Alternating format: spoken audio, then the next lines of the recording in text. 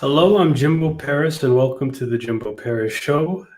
Right now, I have Ana Reyes, and she is a fertility coach looking to help women deal with their fertility complications. All right, let's bring her on and see what she has to say. So, Miss Reyes, can you kind of begin by giving me sort of a brief summary about yourself, who you are, what you're about, and what your message is? Sure. My name is Ana Reyes, and I am a licensed holistic nutritional professional. I help fearless women to become moms and feel fulfilled or complete when nothing works by rebuilding their fertility pyramid.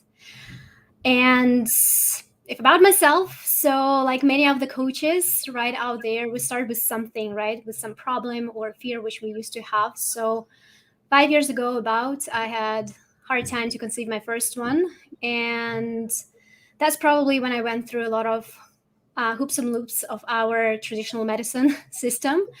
So until I actually figured things out for myself and was able to conceive with the first try with my second baby. So that's when I understood that perhaps there is a need for other women to know what else can they do and how they can be advocate for themselves.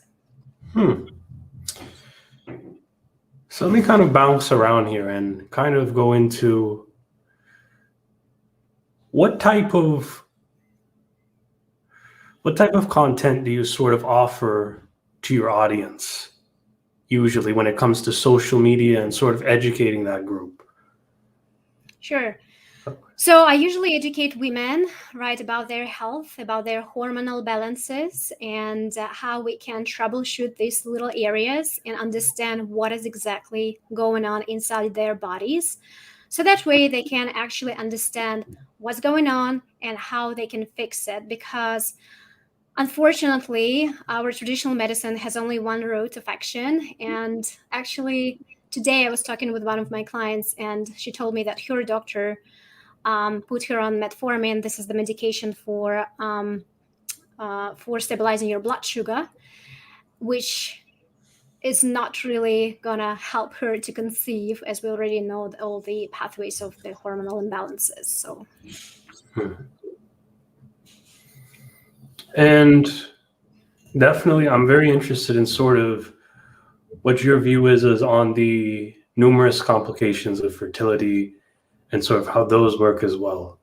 Oh, just give me 1 second, one quick second. sure.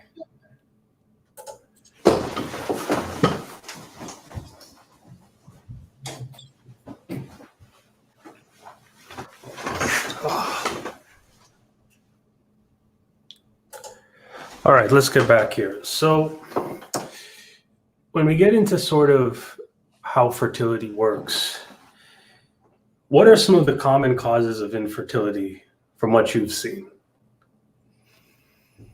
Oh, there are so many causes.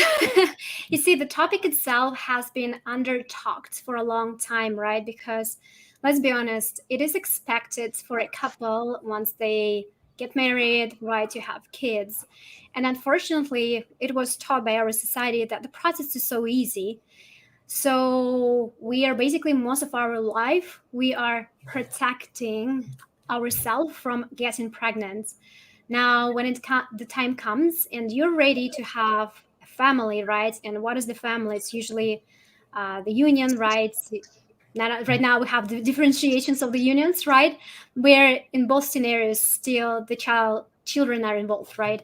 So there are a lot of things which women can face when she's trying to conceive, right? So this is first the expectation that things are going to happen just like that, and when the things are not happening, usually they're told to wait for 1 year. If things are still not going to happen, that's when the doctors start doing some tests and everything. For my practice, a lot of the things which are related to infertility would be conditions which are related to our hormonal disbalances, such as estrogen dominance. Conditions such as PCOS, endometriosis, fibroids would be among probably the top of them. And there is another spectrum which is called unexplained infertility, or basically how I called it, I don't know what's going on with you, so keep trying, right?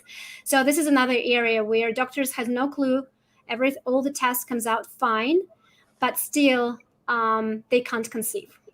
Hmm. And that must be very complicated and a little bit tough, because even if they're having those problems, how do they know specifically what's causing them? So how do you begin to crack down on what specifically is going on with the client? Can you sort of provide a story on one of your experiences on, figuring out what was going on with your client? Right. There are a lot of so usually, like, I'm gonna go with traditional medicine first, right? Because that way we have the understanding how it is done there compared with what the holistic approaches are, right? So usually when you go to the doctor, right? So after 1 year of trying, and if you're past 35, I believe it's usually 6 months of trying, and they usually do the blood panel and everything. And if nothing happens, they usually put you on the medication, which is usually either the overstimulating medications, basically to produce more eggs, right? So kind of like increasing your odds with having more quantity of eggs, right? Hoping that one will be finally fertilized. If that's not gonna, if that is not helping, then usually the course of action is going through IUI or insemination, right? Artificial insemination, basically. And if that's not going to help, then people are going through in vitro or IVF. Now, clients who I usually deal with either already went through all those stages, right? And they're at a loss because none of these procedures really help them. Because let's be honest, these are more like technical things which are trying to help your body to conceive. At the same time, it's not addressing the cause of what's actually going on with your body and why you can't really conceive, right? So sometimes when you're addressing it artificially, right, and creating life artificially, your body still has to take over that embryo, right? And if your body is not able to, then nothing's going to happen, right? And that's why a lot of girls come to me, right, and trying to understand what's going on in their body. So with my approach, there are basically, I created 6 steps, right, on how to figure things out, right? And I do provide with some sort of the testing, which is much different from what the doctors are doing in their office, right? So usually they check your hormonal balances based on the blood. The test which I use is calling the dried urine testing for comprehensive hormones, or Dutch testing, which allows you to see your hormones basically in dynamic, right? When you go to the doctor, it's usually take a blood static test. Here we actually do tests throughout your whole cycle to understand where you're hormonally, when you actually ovulate, and where inside your body on that hormonal level you may have those hiccups, because the whole test allows you to see all those little breakdowns of how your hormones started developing, how they broke down into progesterone, estrogen, and then how they were eliminated throughout your body. And if any of those processes are congested, that's when we are able to add certain supplements or certain lifestyle changes to help your body basically heal from the inside. Mhm.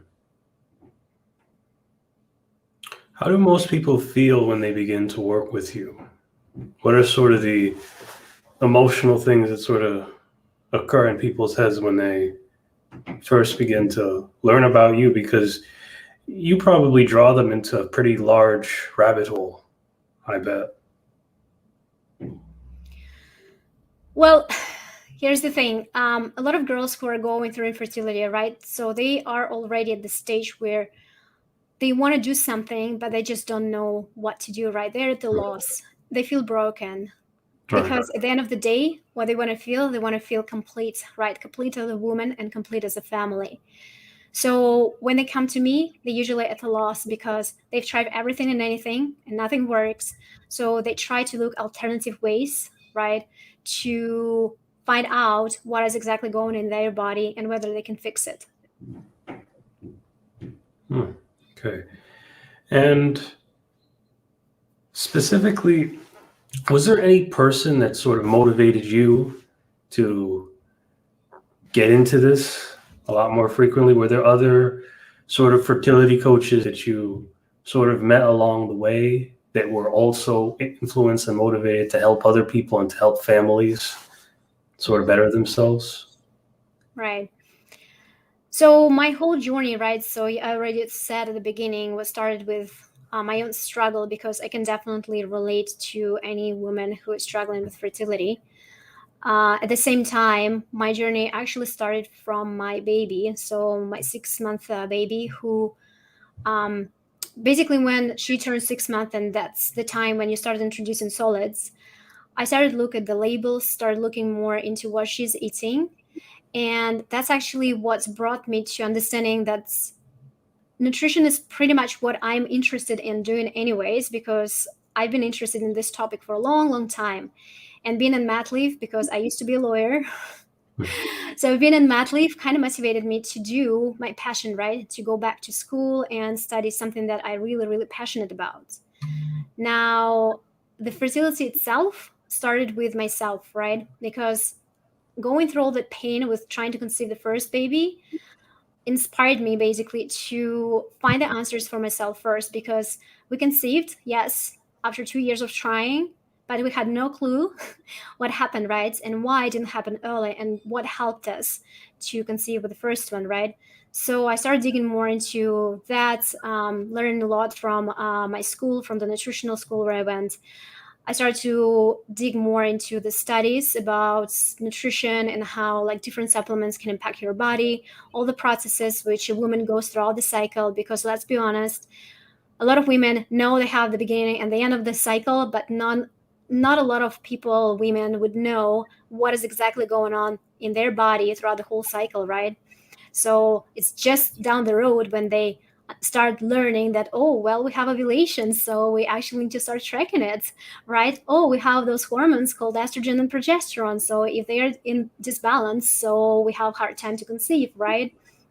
So all those little things help myself, right? So we went with my husband for a quite strong regimen, I'd say that way, which I'm not doing that with my clients. Understanding that it's quite harsh was for us, but I was quite committed person. So we went for about 6 to 9 months of in that regimen. And when we actually decided to have a second baby, so first try, right? Now, later, with fertility, it's kind of like not the topic which everybody definitely talk on the streets, right? So you're not going to go to your friend and say, hey, we're actually trying to conceive, but we have a hard time, right? Not a discussion at the table. And just later, when I started to more sharing my story, I found that some of my good friends, actually best friends, were having a hard time with their husbands to conceive, right? So they were inspired by my action, and they were wanted to know exactly what we did, right? So a few friends did the same stuff, and they got pregnant without no problem. So that is exactly where I started to feel that this is it. This is exactly what I want to share with everybody else, right? So that way they will be able to understand what's going on inside their body, and will be able to nourish their body and help their bodies to heal from the inside, because we all have that ability in our bodies to heal, right? And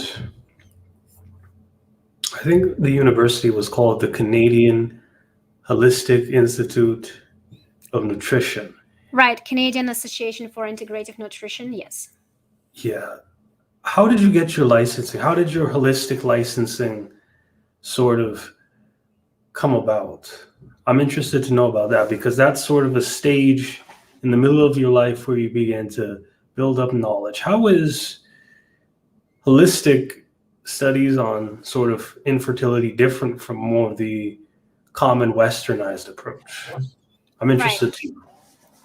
Well, the holistic approaches, right, and they include the nutrition, right, naturopathic doctors, acupuncturists, homeopaths, right. So there's a whole area of the holistic professionals in this department, and there are a big difference between what the holistic doctors are doing, or holistic professionals, and the traditional medicine. So the traditional medicine basically tries to fix everything, not from understanding what's actually going on inside your body, but the symptoms, right? So you come to the doctor, you have a headache, you got a pill from your headache, right? At the same time, they don't take time to understand why the heck you're having a headache, right, in the first place, right? Many girls are actually struggling with the headaches, right, during their ovulation or closer to their menstruation, because of the hormones which are circulating throughout their body through this time, right? take a pill. This will be the approach from the traditional medicine. Get the understanding of actually goes on in your body and what maybe nutritional deficiencies are happening, or maybe some processes needs more support. This is the holistic approach. With nutrition, so there's also, if you know, there are dietitians, right, and there are holistic nutritionists, two different areas too, right? So with dietitians, a part that they're getting, just like doctors, their education, they're more guided by certain rules, right, which the American society is telling them, right? So they have certain guidelines which they can't really go above or be above them. So with holistic nutrition, it's a little different because we look at the body as the more of the as the whole thing, the whole system, where all the processes are interconnected, right? So if one process has problem, then the whole system starting giving you symptoms, right? And that's where we need to understand what was the core problem of that specific problem again. If that makes sense. Yes, what I'm getting is Western infertility sort of looks more at diet, very structured and linearly, and sort of the more holistic approach looks at sort of the whole body. Exactly. Kind of reminds me of traditional Chinese medicine because it kind of complements everything. Exactly. Now, when you began to get into holistic infertility, what were the common myths and misconceptions you had? And then after that, I'm going to ask you, what are some of the common myths and misconceptions a lot of other people that go to you may have initially at the start? Right. So, like, our society is generally taught, right, that should something happens, we're going to the doctors, right? And it's just past that time when you go to the doctor and you hear that word unexplained infertility, right? That's when you have two options, right? You either keep trying, right? And we all know that doing the same thing over and over again equals insanity, right? Or you can go and try to figure things out on yourself because your doctor basically told you that they have no clue what's going on with you, right? So this is basically the two different approaches. And unfortunately, the doctors, most of the doctors would have that route, which I already told you, right? Medication, IUI, IVF.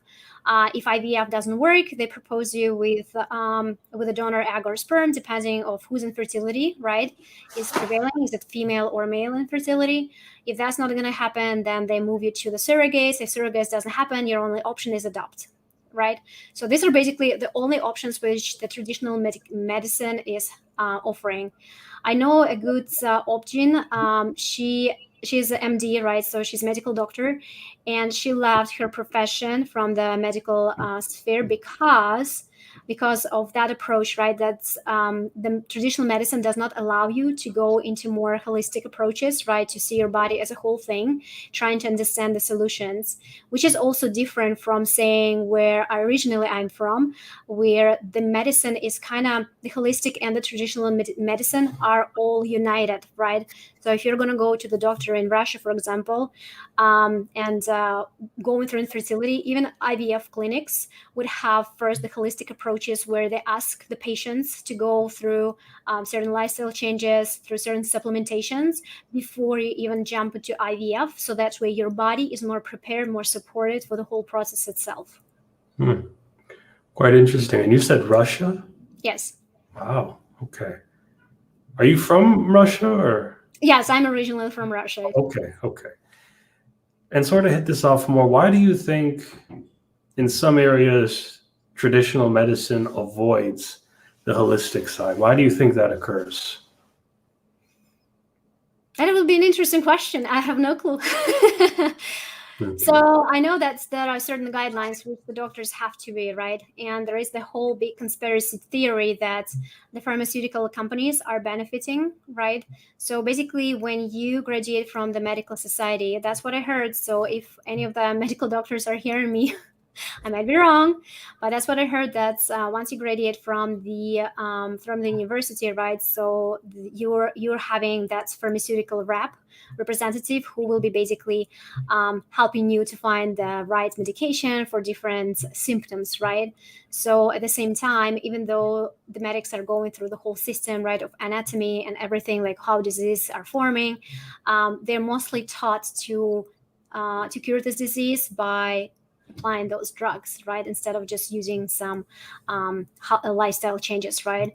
On the opposite side, in Russia, the way how the medics are taught, right? It's again the combination of both, just like I think in China, right? Right now. So the combination of both when they first ask you to do certain lifestyle changes and then and apply the medication as the complementary thing, right? So just kind of like improving your odds, saying that way. I can give you an example from my life, right? When I was 19 about and I was diagnosed with fibroids and I was supposed to have a surgery and my obgyn went um,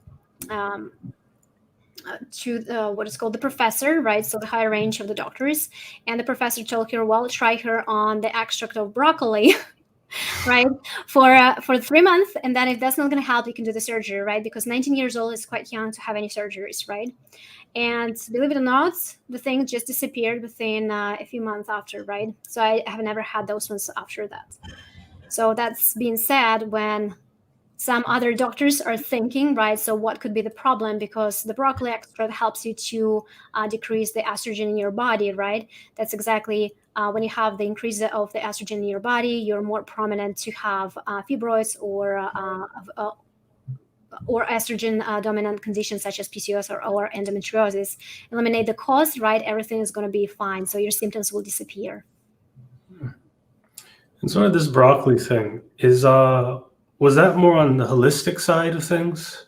Yes. Okay. And the other option was, of course, surgery. So, Yes. wow. So how do other traditional doctors absorb this information? Do they just, no, can't be like that? Or are they more on the questioning side now? It depends, right, on the doctor. I know a few doctors who are taking the holistic approaches, even if they are in the US or in Canada, right? So I live in Canada, but I know a few US doctors who wrote the holistic books, right, about the hormonal balances and how certain lifestyle changes and certain diets, certain supplements can help you to eliminate certain conditions, right? It depends on the doctor, right? So some doctors do get further education, right, about different areas, whether it comes to the pharmaceuticals or whether it comes to the holistic approaches. And some doctors are just goes with the protocols, right, whether they were taught to have and prescribe, right? And the other side, I know I was talking to one of the nurses in the fertility clinics. So she was telling me that a lot of fertility doctors are nowadays super overwhelmed just because the fertility is really on the rise nowadays, and they just don't have time to educate themselves on the certain mainstreams, right? When we talk about holistic approaches, right? Certain supplements, certain studies which are done regarding these supplements, so they just don't know about it. And we sort of get more into this. What were some of the situations that you had to deal with and overcome going down your career path into sort of going up in your profession and also building up your own business? That is a fantastic topic to talk about, right? So I think anybody who starts with online business, right, have hard time to break through because we're considering that like online is a huge space, right? A lot of opportunities. At the same time, let's be honest, how many people are truly buying from Facebook or through Instagram, right? There is that like and trust moments, especially when it comes to online business, right? And for my side, dealing with fertility, which is quite a sensitive topic to begin with, and then telling people that, you know what, you can actually change your lifestyle, right? take some supplements and you'll get pregnant. So people are kind of on the side like, really? Are you really telling me that? Because I tried like doctors, they're telling me there is nothing like ever is going to help me unless I'm going to keep trying with IVF, right? So there is that doubt side always. So with that being said, it takes a while, and it took me a while to break through this disbelief, right? Until I started to showcase women who are not only myself, right? Because I'm a good showcasing study for what can be done, right? At the same time, girls who started working with me, right? And we had Saint Megan Straight, which actually delivered the baby 2 days ago. Wonderful baby girl. She started with me, and 5 weeks after basically the next cycle, they were able to conceive after 18 months of struggling with fertility. And that being said, she is from the medical profession herself too, right? So they are the dentists. No, sorry, optometrists. So their business is optometrists. Yeah. Okay. And if someone wanted to pursue a career similar to yours, what type of advice would you specifically give to them? You have to, it depends. I know a lot of fertility coaches, and I'd say that the majority of the fertility coaches, they went through infertility themselves, right? They have that pain and that passion for what they are doing, just like myself. At the same time, I know a few professionals who are also in the fertility niche, and they have never had any problems with fertility. I actually know the acupuncturist, a male, who is dealing with female infertility, right? And one of the things which you have to have a passion to what you're doing, right?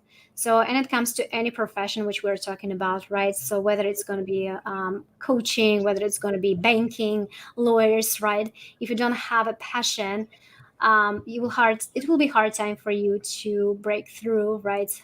Your own moments. And if we're talking about the holistic approaches, right, and health, then understanding which area you want to be specializing. As I said, I love nutrition. Like, this has been my passion since I was a teenager. Name any of these BBC episodes, BBC Horizon episodes, right? I knew them all about related to nutrition. Was always interested in this topic, right? So when I went to the school, I actually graduated it. It's a 2.5 year commitment. I graduated it within a year because I was so wanted to know everything that the school could provide me, right? And then after, when I started to buying all the books about the hormones and just understanding exactly how our body works, right? So as I said, passion and knowledge, right? And then practice, right? You are your own practice when it comes to the health, right? If you can't get results for yourself, how can you get results for somebody else, right? And what types of ways do you specifically cure clients besides things like diets? Are there certain, because you do have certain backgrounds in other areas too. I'm just thinking, what other ways do you have of treating clients besides diet per se? It's definitely not medical drugs, so what else could it be? I'm just curious. Well, you see, it's the combination, right? So we actually start with a mindset first. You see, anything when it comes to changes, our mind will always say no, right? So when people come to me, right, as the typical American diet, and I'm telling them, well, you would have to get rid of certain foods, you're going to get that's resentment, right? They don't want to get rid of certain things which they love, right? So getting them in the right mindset is the first thing which we actually doing first, right? Knowing their goals, feeling that pain, which if they want to do anything, they're gonna keep struggling, right? It doesn't matter if they're gonna go through try to conceive naturally, or if they still want to go through IVF. I actually have a client who is working with me, even though she goes through IVF process, right? She still understands that she needs to have her body prepared before even jumping into the process itself, right? Lifestyle changes, right, which includes not only diet itself, not only nutrition, even though we are what we eat. Let's start this way. I always tell my clients, imagine if your body is a temple. So if your body is in temple, how are you going to treat your body, right? Are you going to eat all the junk food, which you already know? It's like putting the garbage in the temple, right? Or are you going to actually taking care and provide all the nutrition which your temple needs? What else your temple would need, right? Good cleaning, right? And making sure that it's physically fit, right? I'm not a personal trainer. At the same time, I'm providing with some sort of guidelines, right, on what type of exercises are benefiting especially the hormonal balances for women. Sleep, right? Anything related to sleep. We need our body to get enough sleep to rejuvenate throughout the night. If you're not getting enough sleep, your body has no ability to go in the deep sleep stage where your body is basically recovering, right? As I said, our body has the ability to heal from the inside. So all those little changes, right? And plus supplements, right? A lot of girls who try to do something holistic, they jump into supplements right away, avoiding those first steps, right? Creating that full foundation in their body. And what happens is that supplements could be a fantastic tool, right? Only if you already have a good foundation. Otherwise, they're useless. Plus, supplements, because they're not regulated, right? So unlike with a medication, which is regulated, right? Supplements are not regulated. So a lot of people just buy any type of supplements they think is going to help them without understanding how exactly the supplement actually works for their body. I have a lot of girls who saying buy Vitex, and then they come over and say, well, my period disappeared. Yes, because probably progesterone, which is actually how Vitex is working, right? It helps you to increase your progesterone. Perhaps was not the problem, right? So perhaps it was something else in your body, which was not allowing to conceive, right? Without knowing what exactly it is, adding any kind of supplements may be actually hurtful for your body. So just understanding those little things, right? Understanding exactly what's going in your body, what is exactly going exactly in your body, right? Because we're all different. So, and when we talk about fertility, it's not like fits everybody type of approach. It has to be really designed for you. Even when we talk about the diet, right? Because we share different DNA, everybody has their own way of digesting food, right? And they have their own predispositions to certain diseases too, right? So one person has no problem to tolerate gluten, that which is bread, right? The other person, because of some sort of the DNA which came from their parents, have hard time to actually digest the food, and it increases the inflammation. If your body is in inflammation, it's like when you're catching a flu, right? The only thing which you can think about when you have a flu is laying down and don't touch me, right? Kind of thing. So that's the same thing your body will be thinking when it's in inflammation. So reproductive organs are on hold at this time, right? So it's a little more into that than just eat healthy, have your greens, right? Exercise, have your normal sleep, right? It's all about what is exactly suitable for your body. Where is that little hiccup which your body has? And this is exactly what we're troubleshooting, right? It's very interesting, and we'll kind of get into inflammation a little bit more because I think that's sort of the root of a lot of issues. Yes. Yeah. But you were talking before about supplement usage. Why do you think, teenagers or people in this Western culture in general have this tendency towards supplements? And what are kind of the rules and regulations? What's sort of the prime definition of a drug between a supplement? Because I think that's important for a lot of people to know. Right. Well, the drug is usually the synthetic, right? Something synthetically created to help you with certain symptom, right? And it's regulated. So that means that only your doctor, well, unless it is comes to your cough, right, the common cold, or some digestive problems, right? So anything else is basically has to be prescribed by doctors, right? Which makes sense because if we would have the whole access to the pharmaceuticals, right? So think about it, how our nation would be, right, without knowing what is exactly going in your body and just taking whatever you think you have, right? It may not work, right? And this is still, I think, in a lot of countries, right, where, for example, in Russia, even though you have to go theoretically to the doctor, right, the doctor prescribe you certain antibiotics, you still can go to the pharmacy and get antibiotics there without prescription, right? So I think the way how everything is structured here in the Western world, right, so in the US and Canada, it's actually not too bad because you still want to see the professional. Now, when it comes to supplements, that is different. So the supplements are something that is derived basically from the plants, right, or from the animals. So depending on what type of supplement we're talking about, right? And because it doesn't have really regulation, you can buy anything. Right? And thinking that it's going to help. Yes, it says on the bottles, usually, what is it for, right? Just like those fertility mixes or fertility teas, which is supposed to help you with fertility, right? But I have so many things inside which may not actually promote your fertility, but do more harm than good, right? Because as I said, it's not regulated. Nobody is tracking what's going on actually with your body, right? So you can buy anything and thinking that it's going to help you. Now, the other thing when it comes to supplements, there is the good differentiation between natural supplements and synthetic, right? When you go to the ordinary drugstore and saying Jameson, I think that's the name of their common supplemental company, right? When you can buy in any stores. So these are the types of the synthetic vitamins or supplements, right? And the difference is that our body is not designed to process these type of synthetic supplements. It just can't process it. It's actually processed in the liver, and your liver is can't absorb certain nutrients, right? So it's basically a useless thing.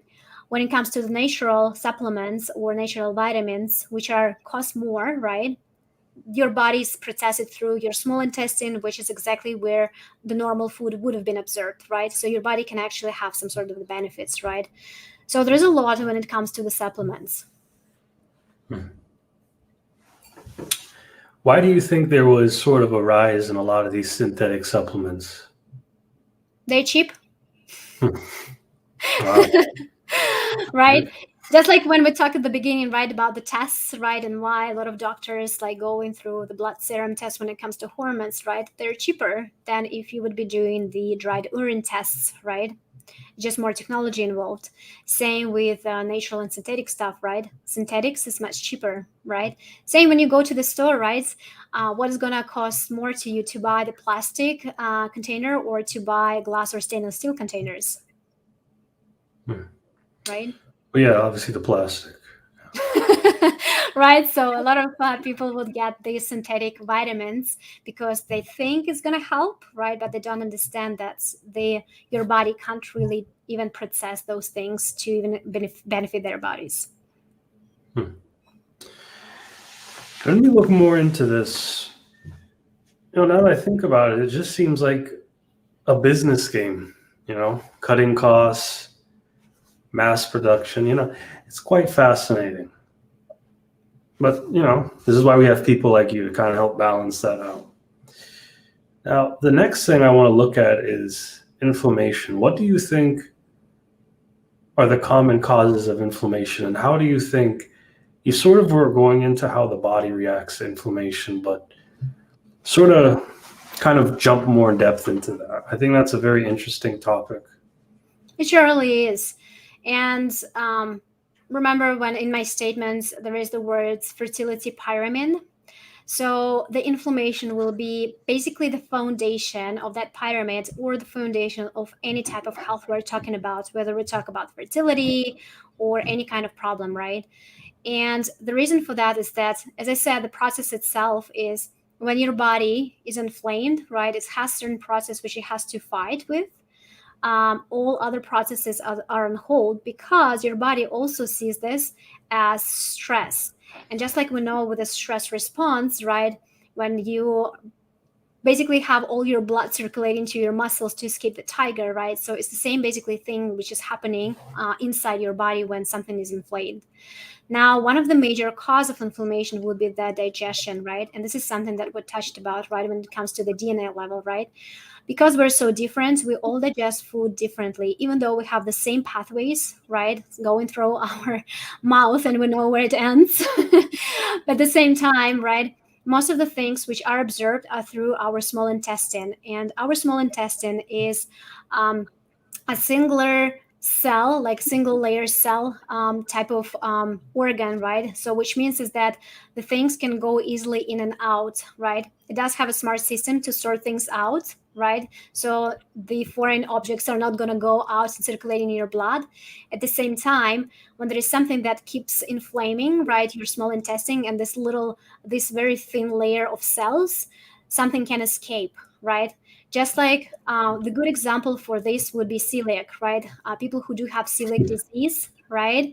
They know what it means when they get a little piece of gluten circulating their blood, right? They get in this huge reaction about it because their small intestine allowed to escape those little protein, right, which is gluten, into their bloodstream, which was where their body starts thinking it as an invader and attacking it, right? And because during this attack, it's kind of can't separate the invader and your own blood cells. That's how we get autoimmune diseases, right? So basically, all the inflammation starts with our gut because that's our main immune system, and how they call it is a second brain. Yeah, I've heard that before. The gut is actually the second brain, Yeah. and the heart might be the third brain, I think. But but can you sort of go into depth on why the gut is the second brain? Because we are what we eat, right? So we are like, without food, right? We know that we die, right? 5 days after without water, 3 days after.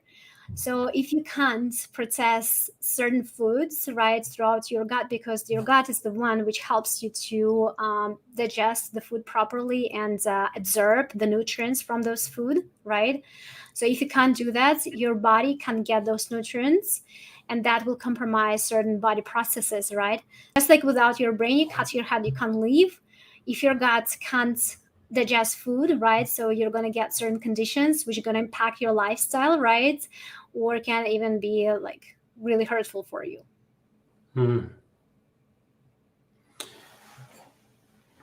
And speaking of gut, we should also kind of go more into nutrition as well. So do you think people with different exercise levels, people with different body types, and people with different weight ranges tend to experience infertility or not?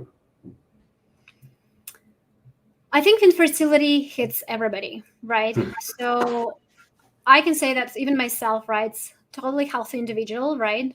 No problem at all. No heart diseases, no diabetes, no allergies, like healthy, right? Had hard time to conceive. Not fat, as far as you can see, right? Exercising, like was in sports since I was 4 years old, right? Either dancing or sports.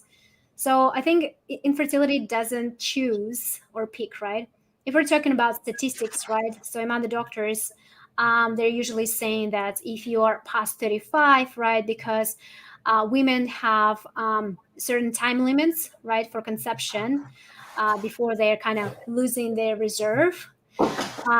So past 35, they have a harder time to conceive, right? So we're talking about the age.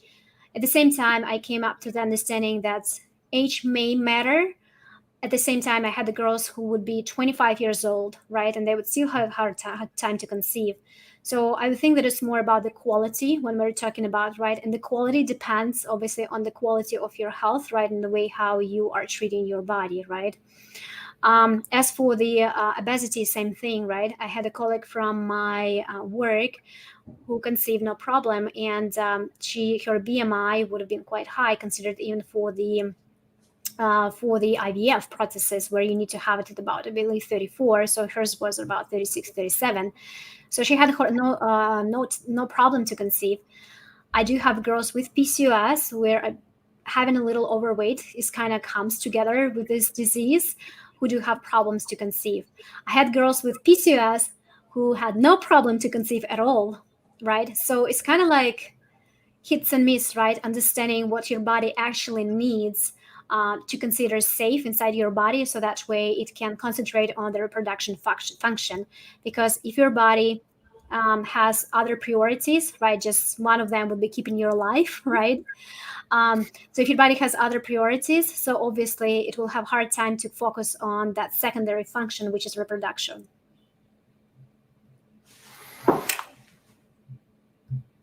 Wow, okay. And when we look more into this, let's sort of look more at your business now. So what type of services and products do you necessarily provide to your clients? And you can also provide me the website. And if you'd like to share your screen here as well, that'd be great too.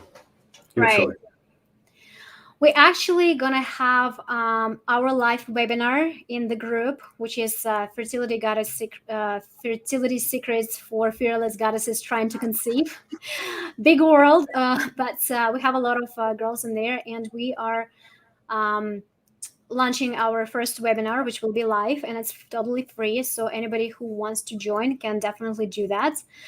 As for the services, so far, like, we have two types. So it's either one-on-one coaching with me, which includes the Dutch testing, and it's a 6-month service where I guide you throughout the whole process, understanding what is exactly going on in your body. We're doing the test to understand those little misses, so that way we can targetedly tell you solutions as to your diets, as to the nutrition, right, as to the supplements, and how to support your body the best way, so that way it can focus on the fertility and your reproductive function. Or that could be the group coaching, right, where we go every week live, and whether I answer the questions or I guide people through knowing what is exactly they're struggling with, whether it's mindset, right, where people think that there's nothing ever going to help them, right? They tried everything and anything, they struggle with going with a healthier lifestyle, right? So I guide them through this process in the group coaching. And now we're also including the Dutch testing into the group coaching program as well. And we're looking at clients here in general. Who do you think is your ideal client, per se? You know, it's a really great question, because originally when I started thinking, right, about who I want to attract, because I'm working with attractive marketing, right? So I'm attracting people. I don't cold message anybody.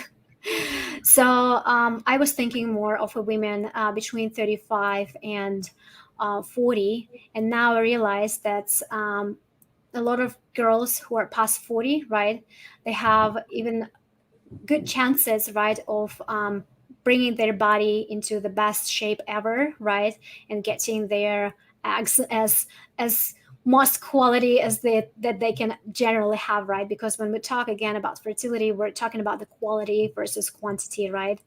So I would say these are women, right, who are struggling with fertility. Either it's somewhere between 35, I guess, and 45.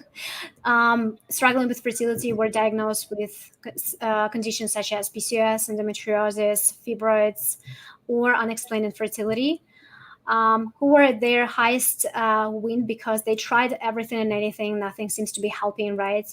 They're looking for some solutions, some answers that doctors unfortunately can't provide to them. Want to understand exactly how their body works from the inside. Want to take time to do that, so that way they know exactly what could be that missing key, right, to that door of fertility, which they can open easily after. Speaking of that door of infertility, do you think coming back from this pandemic, did you get more clients or did you get less? Was there any change in sort of the level of issues you were having with different clients? Honestly, not. I know that a lot of people were looking to the pandemic because they were locked with their spouses, right, for a year. And I know a lot of girls were getting pregnant, right? But I also know a lot of girls who did not, right? And it's kind of hit their minds even more because they would think that the more they try, right, the more they're going to hit it finally. And they didn't. So it's kind of bring their mindset even more down that they even started, right? So business wise, I had the same stream of clients, to be honest. So there was no really changes. As I said, unfortunately, infertility doesn't hit specific type of people, right? It hits everybody, even male. Yeah. So, do you think fertility could also be a hereditary thing? Certain people will generally get it more in different seasons and so forth. And we may get a little bit more spiritual here, but do you think it could also be connected to sort of different horoscopes or different types of individuals in general? I don't think that it's more related to horoscopes and anything else, but I do believe in the epigenetics. If you ever heard this term, right? Which means is that if somebody had some sort of problem right before conceiving, it's basically is programmed into your DNA or DNA of your child, right? So which means is that it's not necessarily that the child is going to inherit it, but what it means is that the child will be predisposed to certain diseases. And what I mean is that, for example, a lot of girls who are diagnosed, say, in their puberty with PCOS, their parents may not necessarily have PCOS. At the same time, they had diabetes. And PCOS is related to high insulin, right, or insulin resistance, which is close to diabetes, right? So which tells us, right, that that was inherited. And because their genes were activated by their lifestyle, just like there were studies between twins, right, when where the parents had some sort of disease, right, and both of the twins obviously would inherit it, but one twin would actually get it while the other one wouldn't, right? Because one twin would actually have certain conditions, right, met, meaning that their lifestyle choices and everything impacted for that gene to be activated, right? So when we talk about infertility, right, and I know a lot of girls with PCOS, they are wondering if their children will inherit it. So as I said, it probably will be in their genes, but if from the beginning you'll be able to inspire your child, right, to have a healthier lifestyle and knowing how they can manage the symptoms even though they may not have that gene activated, is going to help them to avoid that problem down the road. Speaking of children, have you ever seen what are some of the sort of later issues you see with children? Are there any things that sort of go on, maybe something similar to maybe fetal alcohol syndrome, some type of condition you see afterwards that you may have to work on with the children too? Or is it more focused on the bearer? I'm more working with women, right? So I don't Right. really work much with the kids. At the same time, what I notice is that and nowadays, right, a lot of girls are getting their period quite early, right? And most of them, because of the estrogen dominance, right, which means that their bodies are producing more estrogen, so they're kind of maturing faster than women before used to be, right? So normally the girls like would be getting their periods between age 12 and 14. So nowadays a lot of girls would be getting it at 8, even years old, right? At the same time, there is another spectrum, right, where girls don't get their period at all. Like they're like one of a kind in the class, where they just don't get period because again they may have PCOS, right, already developed throughout this time. And how did you begin to draw in your audience and sort of collect a good book of clients? How did you begin to get people into your business? Because you had the licenses, you have the skills, but it takes a different set of talents to actually bring people in and properly market yourself? How does that work? I notice you're pretty active on Facebook, Right. sort of go into how you use social media, sort of those areas, because I think that's something a lot of different people can relate to, even ones that are starting their own business. Right. And as I said, like online coaching, right, is a quite a topic to discuss. When I was originally, right, because I started helping my friends, then they were referring their friends. So it's kind of like started expanding as that way. And because most of my friends were in Russia, right, so it's kind of went international across the border. But then later, right, when I started to do things online, it was different. I had money, right? Like I sold my beautiful camera, so I used to take a lot of photos. So I had a lot of creativity going on over here. So I sold my camera to afford to have a business coach, and I was so excited to actually have one, right? Because you're kind of like thinking that you will have help and somebody's going to help you to grow your business, and that was the first miss, right? So that's when I realized that there are different types of coaches, right, out there.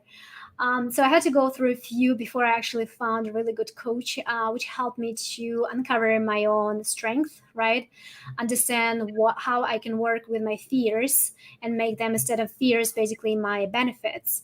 Right now, I feel fine on the camera, but 2 years ago, watch my videos. There would be a scared person just standing in front of a camera, right? Because as I said, a lot of us are dealing with that fear of rejection, right? So not being heard, not being understood. So that's exactly what you're dealing with when you're going in online world, because you're here on the camera, you're in front of a lot of people, right? So it's easy to feel, and then again, you don't feel that connection to the audience either, right? Because you're talking to the camera. quite interesting, right? So yes, it's not until I found a really good coach which helped me to just uncover my own strength. I asked this question about all my coaches, but what is your unique definition on what a coach is?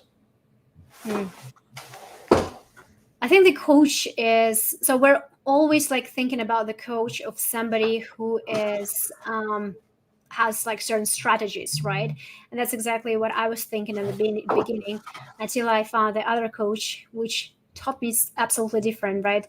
A good coach is somebody who can actually understand you, right? Understand your strength and guide you through the process. So that way you will be able to find your own answers, which everybody has inside them, right? That inner wisdom, to get that confidence to actually believe that what you're thinking is actually what is the right thing for you.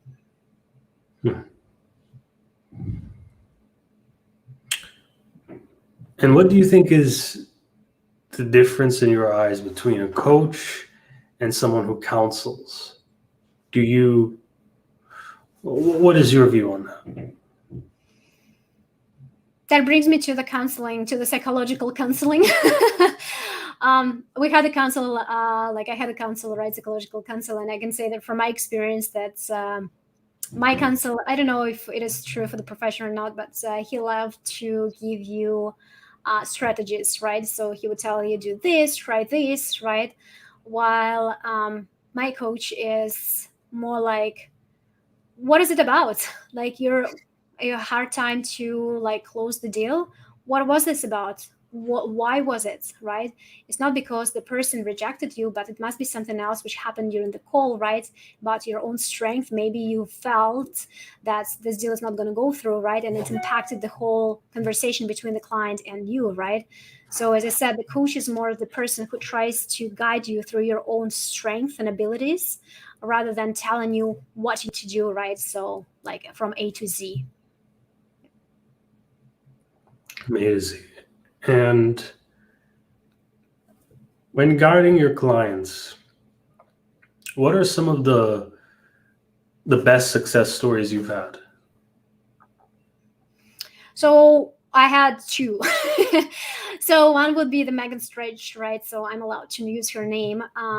Who, as I said, like they've been trying to conceive for a while. They had unexplained infertility, and she was, even though she's from the medical profession, she still felt that she can conceive naturally, that her body has everything it needs to do that, right? So she already had a quite established good lifestyle, right? They had a healthy diet. She was exercising. I can say that she was exercising even pretty much until she gave birth a couple of days ago. I had her pictures of doing the planks, right, with a big belly. Quite fascinating. But within a few weeks of working with her, right, we understood what was the problem, right, and when she was able to fix it. And for her, it was the stress which was coming from her managerial position, right, because she was basically leading her father's business. When she was able to control it, right, to understand what works for her, to mitigate it, the things happen for her, right. As just I said, just like one little cause, right, can cause so much damage to your body. And the other success would be Luana, and she now she had a different story because she's vegan, which means that she doesn't consume any kind of animal flesh. And she was told by another nutritionist, by the way, that in order for her to conceive, she has to start eating meat. And this is actually one of the common things which the dietitian or the nutritionist may tell you, right? Because we know that our body needs amino acids, right, in order for certain hormones to be developed. When we started working with her, that's when I realized that this is exactly what is the problem. So her body doesn't get certain nutrients enough, even though like she was trying to substitute it with certain supplements. So we just added a few because based on her symptoms, I saw that this is the gaps which needs to be sealed before we even move forward. And I believe 3 to 4 months, that's when she texted that she got pregnant. And she actually went through IVF a few years ago. And the first time when we were talking to her, she was literally crying on my call because all the experience through IVF, I have all the sympathy for girls who actually decide to go through IVF, right? The number of shots, all this medical facility stuff, right? It's definitely take that intimacy portion of having a baby right out of you. It's a really emotionally and physically draining process.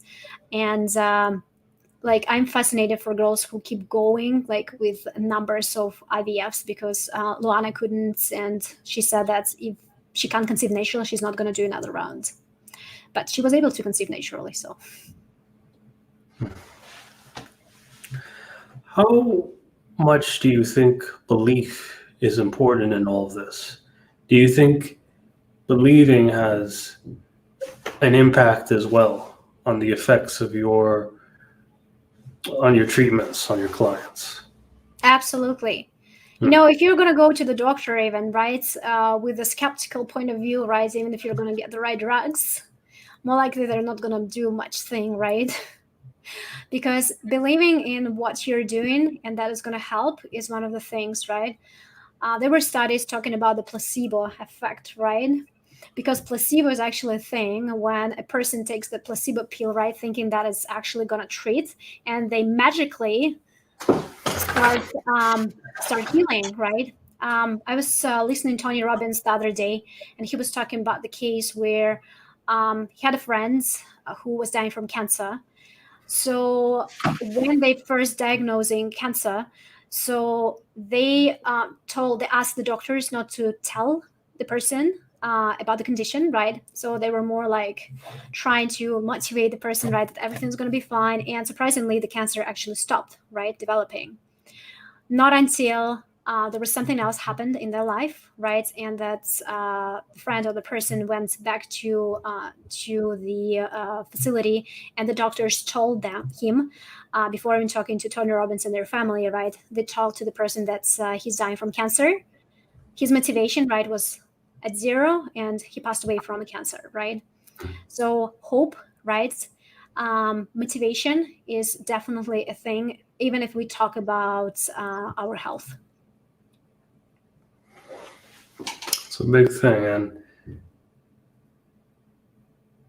this may be a different question, but we may be jumping back here. But what motivated you to choose holistic over the traditional? Because you had a path to pick from. I just find it interesting that you picked one over the other because you could have gone down both paths. I could, and I was considering to go with a dietitian route, right? Until I talked to the dietitian. and find out a little more of the insights, right, about the differences, right? That's you have your own guidelines which you have to follow, right, in order for you to keep the license, just like with the medical professionals, right? So you can't go like anywhere else, right? So you have to go with those guidelines. And with holistic, right, it's absolutely different washing the way how your body is. So when I started first looking into the holistic nutrition, right, so I had my own research. And then again, the disappointment, right, which I went through with my doctors, right, which couldn't figure it out a thing. I was prescribed with a medication, as I said, which had um, no chances for me really to conceive, right, except for overstimulating my ovaries when I feel bloated like heck. So I didn't do a thing really because, as I said, they couldn't find the cause, right? Disappointed from that kind of turned me away from doing either the dietitian, even though I wanted to deal with nutrition at the begin with, and just investigating more of the holistic approaches. And I love the idea of looking at the body as the whole, and actually as the whole unit, right, as a system, and trying to identify those little root causes, right, of what could be potentially like causing certain things. It's kind of fascinating, right? It's just like trying to find that little piece of puzzle, right, when you have like your whole puzzle all over the table, right, and you start like putting those pieces first at once, right, you feel kind of like frustrated because you don't know where to start until you find the first two pieces, right, and the puzzle start building up, right, itself. So this is exactly how I look at what I'm doing, right, when I find a little piece and I start building up on it. Now, you talk a lot about guidelines and building up. Do you value those sort of sound like words an entrepreneur would say, and do you sort of value that freedom and that sort of ability to expand? Sort of elaborate on that. What do you actually value out of life as a business person? Just like you mentioned, freedom, right? So we all want to be free to what we want to do. When I worked for the corporate, right, because I went through from lawyer, right, I was lawyer back in Russia. So when I moved here to Canada, I changed my profession to banking. So I was the investment specialist in the credit union here in town, which was quite an entrepreneurial position because I was serving 3 branches here in town.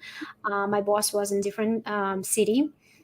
However, they still had their own guidelines, right? So I couldn't do certain things which I thought would be beneficial for my clients, right? Could I go with financial planning? I could, but that was not my passion, right? So I always talk about the values, right, and passions. And as I said, my passion is health, and my value is freedom. And this is exactly which two things are combined, which makes you happy and complete.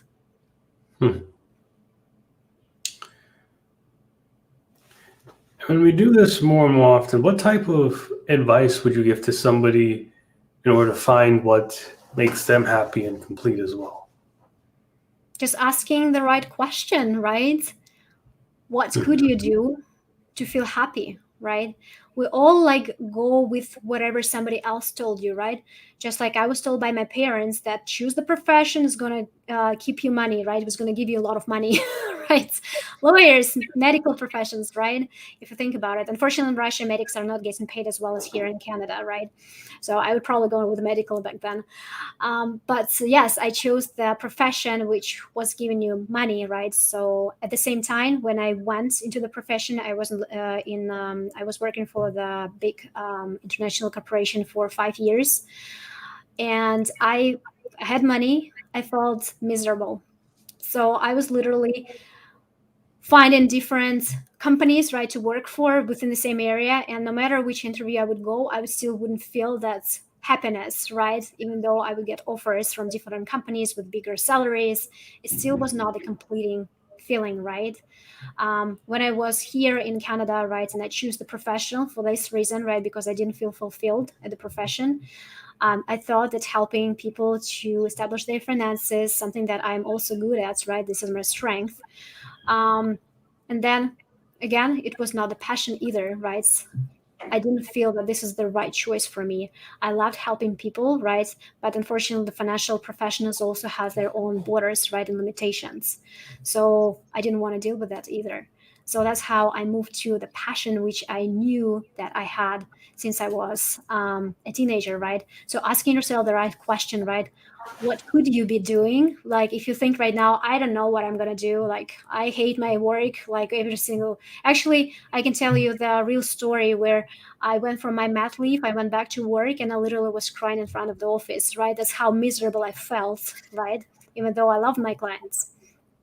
And asking the question, right? If right now you're thinking, well, I don't know what I'm going to do, like this is the only thing I know what I can do, right? Asking the question, what could you do, right? To feel happy, right? What could you do to earn money and feel happy, right? And what are some final pieces of words of advice you would like to give to the audience? So for girls who are trying to conceive, right? So knowing that you're not alone, because as I said, a lot of the times this topic is covered with mystery, right? And part of that is because a lot of countries, right, are putting certain expectations for women, right? Knowing that you're not alone, there are a lot of women and community which have absolutely similar problems, right? Where you can feel supported, where you can feel hope, right? Something that drives us, right? When we have no hope, like we're pretty much dead, right, inside. So knowing that you have a hope and finding and being your own advocate actually for your own health, right? Not relying that your doctor knows everything, because there is no individual on earth that knows everything. They are professionals, that is true. They have some abilities, right? So they have some knowledge, they have some resources. At the same time, if you don't understand what's going inside your body, you won't know if your doctor is actually your advocate and not advocate for the some sort of pharmaceutical company. All right. Well, thank you for being on the show. It was definitely a great talk. Thank I you so learned quite a bit. Yeah, so we went over an hour. All right. Well, I'm Jimbo Paris, and this is the Jimbo Paris Show. Thank you again, okay? Thank you so much, Jimbo.